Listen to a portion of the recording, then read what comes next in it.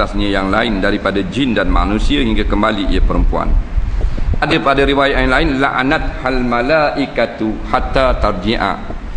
Tidak nak aking perempuan yang sampai dia balik. Kalau celaka mu.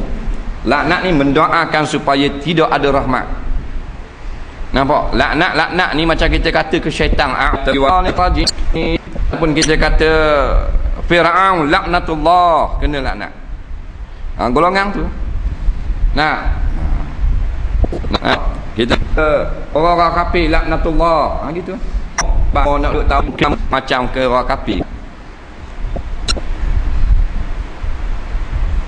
Mari minta dah hari ni nak keluar pula. Haji minta sekali lagi. Mari kita dah masa minggu. Hari ni nak pergi pula kedai nak beli, wajib pula minta. Nampak? Tak boleh pakai kemarin, tak dah kan? Pakai boleh tak boleh. Kemudian suami boleh menarik balik keizinan. Dia makan molek ni. Nak? Dengan baju kebaya, dengan selendang sulang, dengan gacu. Nak? Dengan eyeshadow, dengan benda tak perlu lama tak muka. Siap dah, cukup lekat dah muka tu sama putih dengan mawar. Siap dengan masuk kasut. Siapa kat tangga kita, saya tarik balik dah boleh keluar. Ini naik semula. Gamuk nyanyi kata gua ni pasal bam datang. Tak. Aku lelah saja. Memang dia kata gitu. Ustazah. Kalau cedung masa kira nyetang dengan caku tu lagi. Mana orang buang.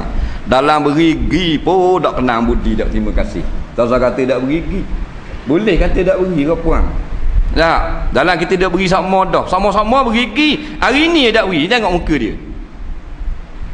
Tengok muka dia. Sama-sama boleh pergi. Dia pergi sama. Mamat dara dia dekat tak jauh mana. Belakang Patanu je. Nah, sama-sama. Bertahun-tahun dah. Hari tu dia kata, asal giah hari ni. Tengok muka dia. Tengok muka dia. Dia ada muka lembu. Lebih kurang. Jadi huduh lalu. Betul tak? Jadi huduh lalu. Mata jadi sembong halu nak berbaik. Nah, muka kulit hak putih jadi merah lalu dah. Nak marah. Dia berhijal lah orang puang. Memang jenis dia berhijal lah. Nampak lembek gogek-gogek. Berhijal lah menurut. Nak? Dia memang berhijal lah. Sifat ni nampak gua ni. Jadi kita kena lepas tak? Tak? Tidak yang gelepar lah sarang. Berkembur bulu-bulu. Tak? Di sini berhijal lah. Tak kira dana-dana pun. Bukan kata nak tengok orang main, tengok orang mati apa dah. Orang tu mati lah, kerja duduk tagerai, tak gerak sikit. Biar, asal boleh duit. Nak tengok juga orang mati. Orang puang. Penyakit dia gitu. Dah? Orang berhijalan kan? Orang berhijalan ni dua jenis. Jalik rumah, orang puang, orang gila. Dua tu. Dia gitu. Jalan mak. Biar kat kampung pun berjalan lama. Sampai ujung ni mari tak kena pula. Dia berjalan lama. Nak pagi tadi kedai Medan tengah hari sabasung pula. Petang kangi pula. Berjalan lama. Dia beri nak buat gua ni. Nak. Jenis dia. Tapi orang gila tak apa, dia berjalan saja gitu, tak beli. Hak ni berjalan siap dengan perhabis harta. Nak.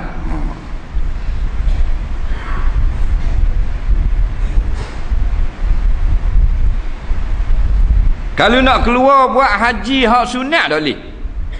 Orang perempuan. Kalau suami tak izin. Dia nak pergi umrah. Dia hajah dah.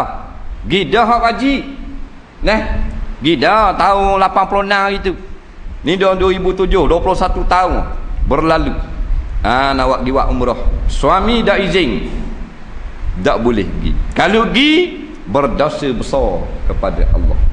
Tu nak buat haji, nak buat umrah. Nak dalam ni nak pergi dua ni. Nak pergi Makan Pulau, Temun Natu, nak pergi galau, nak tengok orang main, nak situ, nak sini. Nak ni hak haji tak boleh. Tak boleh. Melainkan haji yang wajib.